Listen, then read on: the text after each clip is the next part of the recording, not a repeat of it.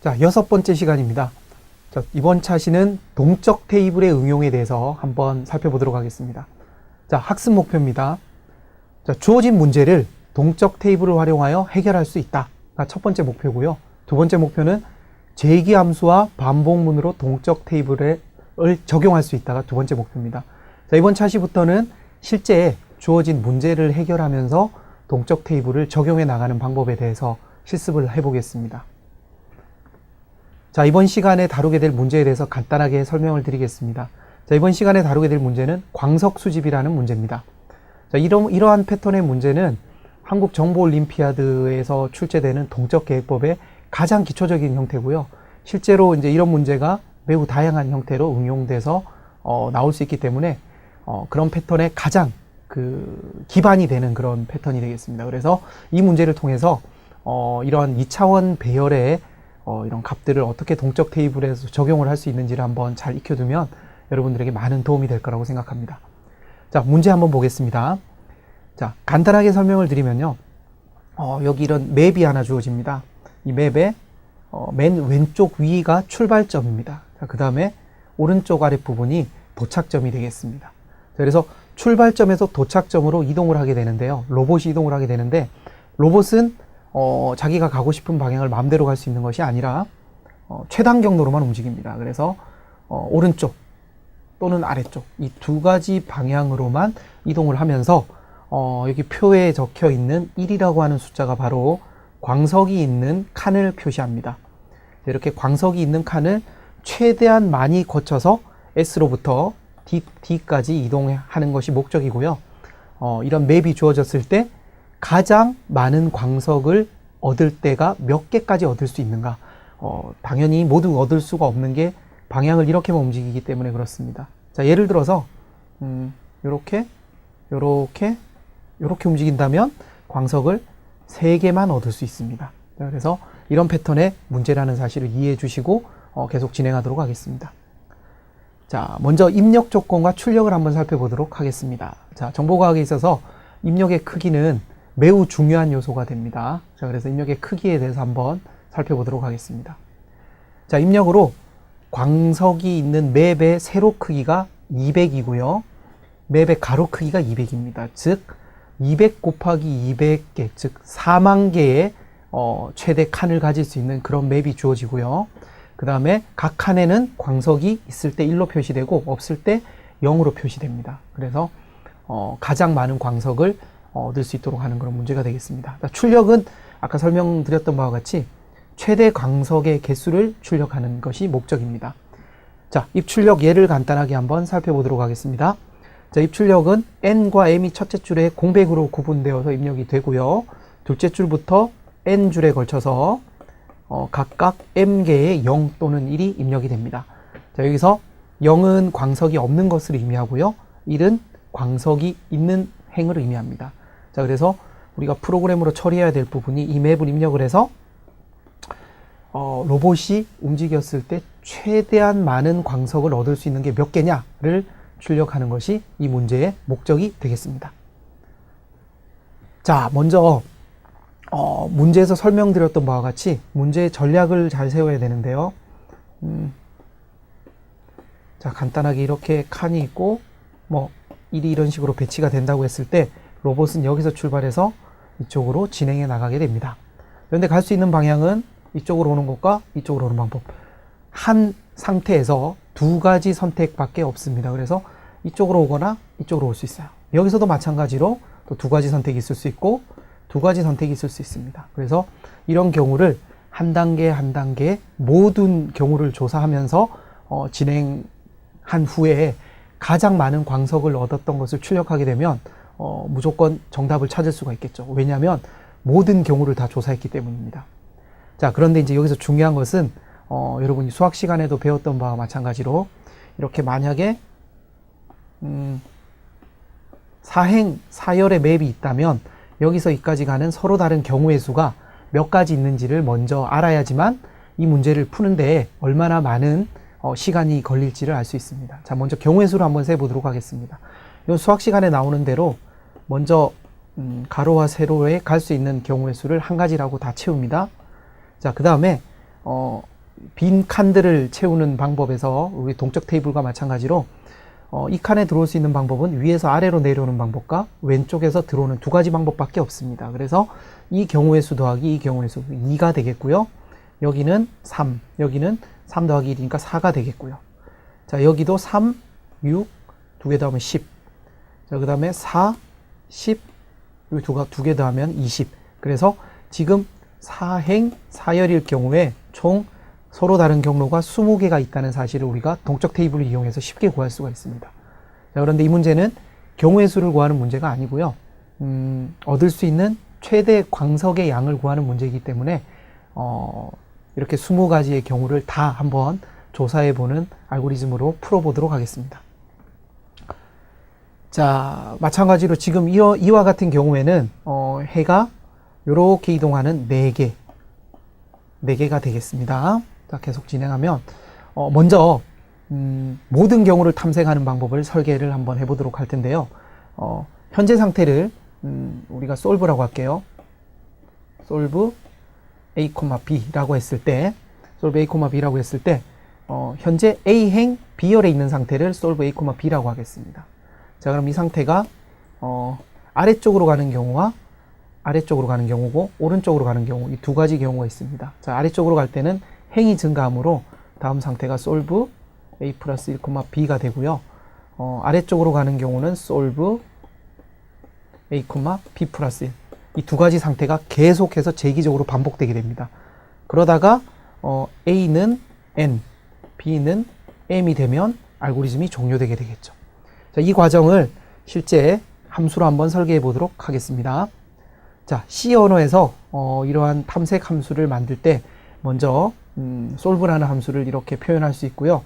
그다음에 파라미터로 A와 B 두 개의 파라미터를 선정을 했습니다. 자, 첫 번째 A라고 하는 파라미터는 현재 위치한 행을 의미하고요.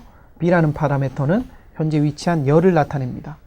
자, 그리고 기본적으로 필요한 변수들이 N과 M 그리고 전체 맵을 나타내는 A라는 배열, 그 다음에 나중에 활용하려고 만든 다이내믹 테이블. 자, 이렇게 모두 준비를 해 두었고요. 자, 이제 solve라는 이 함수를 단계별로 차근차근 설계해 보도록 하겠습니다. 자, 첫 번째로 재기 함수를 작성할 때 가장 중요한 요소는 종료 조건입니다. 종료 조건이나 경계 조건을 잘 선정을 해야 이 알고리즘을 효율적으로 만들 수가 있습니다. 자, 그럼 첫 번째로 경계 조건을 먼저 보겠습니다. 종료 조건을 먼저 보겠습니다. 자, 이 로봇이 언제까지 동작을 하느냐 하면 A가 N까지 오고 B가 M까지 왔을 때, 즉 N, N 행에 왔을 때 목적지까지 도착한 게 되겠죠. 그래서 만약에 A가 N이고 동시에 B가 M이면, 즉 목적지에 도착했으면 알고리즘이 종료하게 됩니다. 자, 그때는 내가 얻을 수 있는 광석의 개수는 맵에 N행 M열에 쓰여진 값, 이게 1 또는 0이겠죠? 1이면은 하나를 얻을 수 있고요. 0이면 얻을 수가 없습니다. 그래서 도착점에 있는 마지막 광석까지 이렇게 얻을 수 있느냐 마느냐를 이렇게 판단을 해 주셔야 됩니다. 자, 이게 이제 종료 조건이고요. 자, 그 다음에 경계 조건입니다. 자, 맵에서요, 이런 맵이 있을 때 로봇이 밑으로 빠지거나 오른쪽으로 벗어나면 안 되겠죠. 자, 그래서 이런 것들을 처리하기 위해서 A가 N보다 커지면, 즉 여기가 N행이니까 밑으로 빠지면 안 되겠죠. 그래서 N보다 커질 경우에는 더 이상 얻을 수 있는 게 0개다 라고 하면서 탐색을 종료시키고요. B가 오른쪽으로 빠지는 경우가 있습니다. 자, 이럴 경우에는 여기가 M열이 되니까 M열을 벗어나게 되면 더 이상 탐색할 수가 없으므로 얻을 수 있는 광석의 수는 0이 되겠습니다. 그래서 이 두 행을 추가를 해주면 경계 조건까지 처리가 됩니다. 이렇게 경계 조건이 두 가지밖에 없는 이유는 이 로봇이 움직이는 방향이 아래쪽 또는 오른쪽 두 가지밖에 없기 때문에 그런 겁니다. 자, 그리고 이 두 가지가 똑같이 리턴 0을 하기 때문에 OR 연산자를 이용해서 두 개의 조건을 묶어줄 수가 있습니다. 그래서 두 개의 조건을 묶어서 if문 하나로 이렇게 표현하실 수가 있습니다. 자, 그 다음은 경계 조건과 종료 조건을 다 설정을 했기 때문에 왜 탐색을 시작을 해야 되겠죠. 자, 탐색은 아래쪽 방향 또는 오른쪽 방향으로만 이동할 수 있기 때문에 아래쪽 방향으로 이동하는 이 a 플러스 1, b하고 오른쪽 방향으로 이동하는 a, b 플러스 1 이 두 가지 상태에 대해서 탐색을 진행하면 됩니다. 자, 그래서 이 상태에서 새로 문제를 풀고 이 상태에서 새로 문제를 푼 다음에 여기서 얻은 그 광석의 양 중에 더 많은 광석을 우리가 구하면 되겠습니다. 자, 그래서 다음과 같이 알고리즘을 작성할 수가 있겠죠. 리턴 맥스 더 큰 거를 골라라. 아래쪽으로 내려간 경우와 그 오른쪽으로 간 경우 중에 더 광석을 많이 얻을 수 있는 길을 선택하라는 의미입니다. 자, 그리고 여기서 하나를 더 추가해야 되는데 바로 현재 칸에 있는 광석을 얻는 거죠. 현재 칸에 있는 광석을 얻고 오른쪽으로 이동해서 더 많이 얻을 수 있는 것 또는 아래쪽 더 많이 얻을 수 있는 것과 오른쪽 더 많이 얻을 수 있는 것들 중에 큰 값을 이렇게 답으로 하겠다라는 의미입니다. 그러니까 이렇게 해서 깊이 우선 탐색으로 문제를 쉽게 해결하실 수가 있습니다. 자, 그런데 이렇게 문제를 해결하게 될 경우에요. 현재 상태에서 두 가지 상태가 있습니다. 그래서 두 가지 상태가 있기 때문에 경우의 수를 계산을 해보면 전체 칸이 있고요. 자, 이게 n이고 이게 m입니다. 전체 칸에서 각 칸, 그러니까 모든 칸의 수는 n 곱하기 m개지만 이 로봇이 최단 경로로 움직일 경우에 우리가 이 경로를 거치는 칸의 수를 세보면 n 플러스 m 마이너스 1이 됨을 알 수 있습니다. 자, 그래서 n 플러스 m 마이너스 1개의 칸에 대해서 오른쪽 또는 아래쪽에 두 가지 선택지가 있으므로 모든 경우의 수는 2의 n 플러스 m이 되겠습니다. 여기 사실은 마이너스 1이 붙긴 하지만 이 마이너스 1은 없더라도 크게 관계가 없기 때문에 약 그 계산량은 2의 nm 2의 n 더하기 m승 엄청나게 큰 이런 계산량을 가지게 되는 문제가 되겠습니다. 자, 그래서 이 문제를 완전히 해결하기 위해서 이제 메인 함수까지 작성하면 다음과 같습니다. 여기 메인 함수는요, 처음에 n과 m을 입력받고 그 다음에 이중 포물을 이용해서 맵에 있는 광석 정보를 A라는 배열에 이렇게 입력받게 됩니다. 입력받고 그 다음에 프린트하라. 뭘 프린트하냐면 탐색 함수 solve 1,1 시작점에서 출발해서 마지막 점까지 이렇게 가는 탐색 함수를 호출함으로 해서 이 탐색 함수는 방금 우리가 만든 이 solve라는 이 재개 함수를 통해서 가장 많이 얻을 수 있는 광석의 개수를 구할 수 있습니다. 그래서 이 값을 리턴해서 출력하는 것으로 프로그램을 종료시킬 수가 있습니다. 자, 그래서 방금 만든 이 알고리즘의 계산량을 한번 분석해보면 아까 전에 설명드렸던 바와 같이 모든 상태의 수가 2의 n 더하기 m승이므로 계산량은 빅 O의 2의 m 플러스 m승이다 라는 사실을 알 수 있고요. 이거는 엄청나게 그 계산량이 많기 때문에 좀 큰 문제를 해결하기 위해서는 컴퓨터로도 몇백 년 이상 걸리는 이런 아주 비효율적인 알고리즘이 됩니다. 자, 그런데 여기서 조금만 생각을 해보면요. 각 상태의 수는 우리가 처음에 1,1에서 출발해서 다음 상태가 2,1 또 1,2 자, 그 다음에 3,1 2,2 2,2 1,3 이런 식으로 계속 뻗어나간다는 사실을 알 수 있습니다. 자, 그렇지만 여기에 중복이 발생한다는 것도 쉽게 눈치챌 수 있습니다. 자, 그러면 solve를 볼 때 이 solve A, B의 개수는 2의 n 더하기 m승 개가 있지만 실제 이 A는 n개가 있고 B는 m개가 있기 때문에 solve의 각각의 모양들은 n 곱하기 m개만 존재한다는 사실을 알 수 있습니다. 즉 n 곱하기 n개의 이 요소들이 2의 nm승만큼 반복이 되기 때문에 엄청나게 많은 중복이 생김을 알 수 있습니다. 그래서 우리가 이 중복을 다이내믹 테이블을 이용해서 쉽게 배제해서 상당히 효율적인 알고리즘을 작성할 수가 있다는 것을 눈치챌 수가 있습니다. 자, 그러면은 방금 했던 알고리즘의 동적 테이블을 한번 적용해 보도록 하겠습니다. 자, 아까 만들었던 동적 테이블을 이 알고리즘에 직접 적용을 하겠습니다. 지금 제가 이거 체크하는 부분들이 동적 테이블이 적용된 부분들입니다. 자, 값을 바로 리턴하는 것이 아니라 이렇게 동적 테이블에다가 한번 기록한 다음에 그 기록한 값을 리턴하게 됩니다. 그러므로 해서 이 solve라고 하는 함수가 호출되는 횟수가 빅O의 2의 n 플러스 m 승에서 비고의 n 곱하기 m으로 계산량이 획기적으로 줄어듦을 알 수 있습니다. 지금 이 알고리즘에서는 직접 시간을 측정하지는 않겠지만요, 매우 효율적으로 적어도 몇 천 배, 수만 배 이상 알고리즘의 효율이 향상됨을 이 계산량으로만 비교해도 충분히 느끼실 수가 있을 겁니다. 자, 그래서 우리가 이 효율을 보기 위해서 잠시 뒤에 직접 실행되는 그 과정을 한번 보여드리도록 하겠습니다. 자, 앞에서 우리가 재기함수를 이용해서 다이내믹 테이블을 채워보았는데요. 이번에는 반복문을 이용해서 그 다이내믹 테이블을 한번 채워보도록 하겠습니다. 자, DT의 A, B는 이런 점화식을 만들 수가 있습니다. 자, 이 점화식은 앞에서 만들었던 재기함수의 탐색 과정을 역으로 환산한 겁니다. 자, 그래서 위쪽에서 내려오는 것과 왼쪽에서 들어오는 것들 중에 더 큰 값 더하기 현재 값으로 점화식을 만들 수가 있습니다. 자, 그래서 A하고 B가 1일 때, 즉 출발점일 때는 출발점에 있는 광석의 개수를 처음으로 한다는 얘기고요. 예를 들어서 간단하게 한번 설명을 드리면요, 이렇게 광석들이 있다고 생각을 하면, 자, 처음에 여기가 0이고요. 자, 그 다음에 방향을 이렇게 한번 채워 보겠습니다. 1, 1, 1, 여기도 1이 되고요. 그럼 여기는 2가 되겠죠. 둘 중에 큰 거 더하기 이거니까. 둘 중에 크니까 2에다가 1을 더하면 3. 여기도 3. 뭐 이런 식으로 쭉 채워서 여기에 어떤 물음표가 차는 것이 답이 되겠습니다. 자, 이와 같이 동적 테이블을 상향식으로 표를 이용해서 채우는, 반복문으로 채우는 과정을 한번 구현해 보면 다음과 같습니다. 자, 이번에는 재기함수가 없습니다. 재기함수가 없이 여기 있는 반복문을 이용해서 그 표를 채우는 과정을 설명드리고요.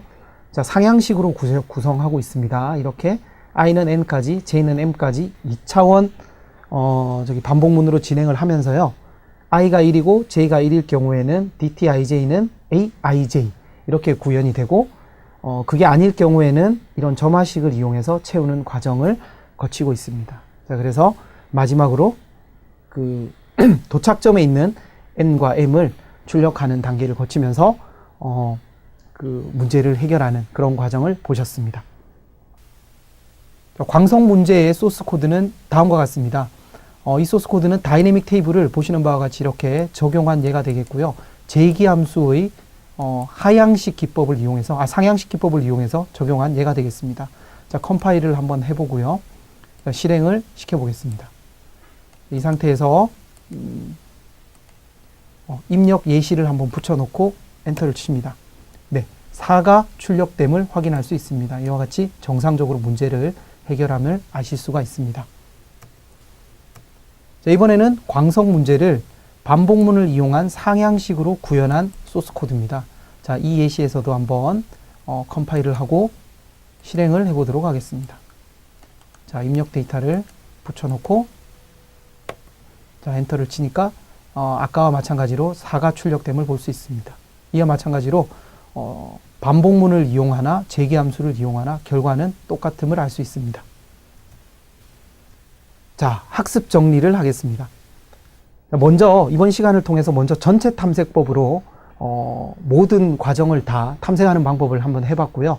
그 다음에 그 전체 탐색법으로 설계할 때 가장 중요했던 점은 현재 상태에서 다음 상태를 어떻게 결정할 건지를 고민을 충분히 해야 됩니다.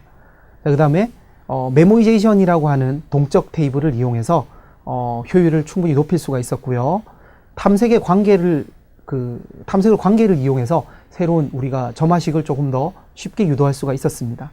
자, 그래서 이러한 점화식이 유도되면 이 점화식을 반복문을 이용해서 재기함수로 작성할 수가, 재기함수가 아니라 반복문으로 동적 테이블을 작성할 수가 있었습니다. 자, 이와 같이 우리는 문제를 동적 테이블을 이용해서 매우 효율적으로 해결할 수 있음을 잘 살펴보았습니다. 자, 그리고 이 문제는 매우 다양한 방향으로 확산이 될 수 있으므로 잘 익혀두시기 바랍니다. 자, 이번 시간은 여기서 마치겠습니다. 네, 수고 많으셨습니다.